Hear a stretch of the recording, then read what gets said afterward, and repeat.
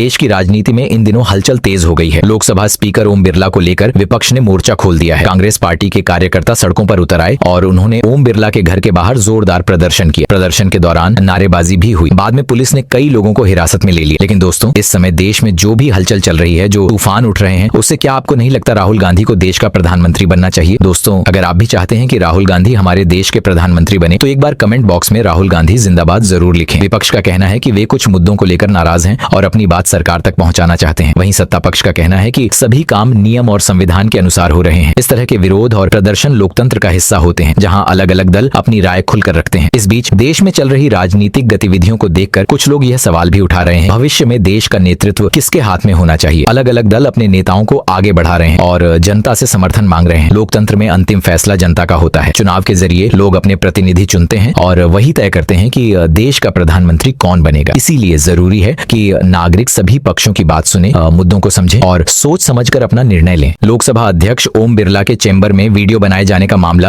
अब तूल पकड़ता जा रहा है। बताया जा रहा है कि 4 फरवरी को संसद परिसर में कुछ सांसदों ने स्पीकर के कक्ष के अंदर वीडियो शूट किया। बाद में यह वीडियो मीडिया में भी प्रसारित हुआ। जानकारी के अनुसार स्पीकर का चेंबर संसद का ही हिस्सा माना जाता है और वहां वीडियो बनाना नियमों के खिलाफ है। इसी वजह से इस मामले को गंभीरता से लिया जा रहा है। अब यह पता लगाने की कोशिश की जा रही है कि वीडियो किसने बनाया और उसे बाहर किसने भेजा। अधिकारियों ने पूरे मामले की जांच शुरू कर दी है। अगर नियमों का उल्लंघन साबित होता है तो संबंधित सांसदों के खिलाफ सख्त कार्रवाई की जा सकती है। सूत्रों के मुताबिक इस घटना के बाद संसद की गरिमा और सुरक्षा से जुड़े नियमों पर भी चर्चा हो रही है। यह मामला अब बड़े विवाद का रूप लेता दिख रहा है और आने वाले दिनों में जांच की रिपोर्ट के आधार पर आगे की कार्रवाई तय की जाएगी। प्राप्त जानकारी के अनुसार 4 फरवरी को कुछ सांसद लोकसभा अध्यक्ष ओम बिरला के चैम्बर में पहुंचे थे। आरोप है कि वहां मोबाइल फोन से वीडियो रिकॉर्ड किया गया। बाद में यही वीडियो मीडिया और सोशल मीडिया पर प्रसारित हो गया। इस घटना के बाद मामला गंभीर हो गया है। अब यह जांच की जा रही है कि वीडियो किस सांसद ने बनाया और उसे बाहर किसने साझा किया। अधिकारियों का कहना है कि लोकसभा अध्यक्ष का कक्ष सदन का ही हिस्सा माना जाता है। ऐसे में वहां किसी भी तरह की वीडियो रिकॉर्डिंग करना संसदीय नियमों के खिलाफ है। संसद की कार्यवाही और परिसर से जुड़े नियमों का पालन करना सभी सदस्यों के लिए जरूरी होता है। इसलिए इस मामले को नियमों के उल्लंघन के रूप में देखा जा रहा है। जांच पूरी होने के बाद आगे की कार्रवाई तय की जाएगी। लोकसभा अध्यक्ष ओम बिरला के चेंबर में वीडियो रिकॉर्डिंग के मामले के बीच अब एक और बड़ा राजनीतिक घटनाक्रम सामने आया है। विपक्ष की ओर से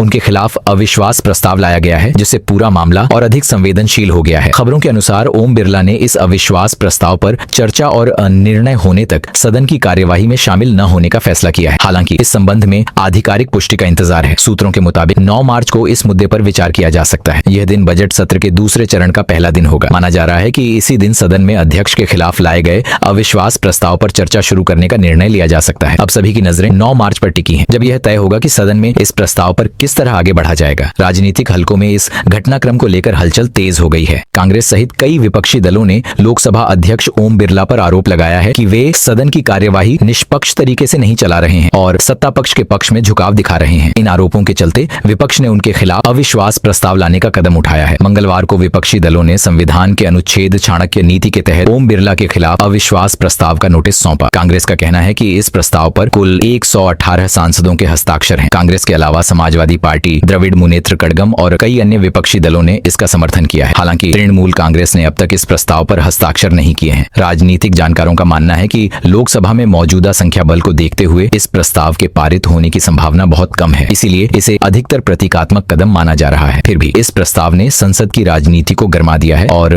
आने वाले दिनों में इस पर चर्चा होने की संभावना है। अब सबकी नजर इस बात पर है कि सदन में इस प्रस्ताव पर कब और किस तरह चर्चा होती है और आगे क्या राजनीतिक घटनाक्रम सामने आता है। लोकसभा अध्यक्ष ओम बिरला के खिलाफ लाए गए अविश्वास प्रस्ताव को लेकर राजनीति तेज हो गई है। विपक्षी सांसदों का आरोप है कि अध्यक्ष ने उन्हें कई बार सदन में जनहित से जुड़े महत्वपूर्ण मुद्दे उठाने का मौका नहीं दिया। उनका कहना है कि उनकी आवाज को पर्याप्त अवसर नहीं मिला, इसी वजह से उन्हें यह कदम उठाना पड़ा।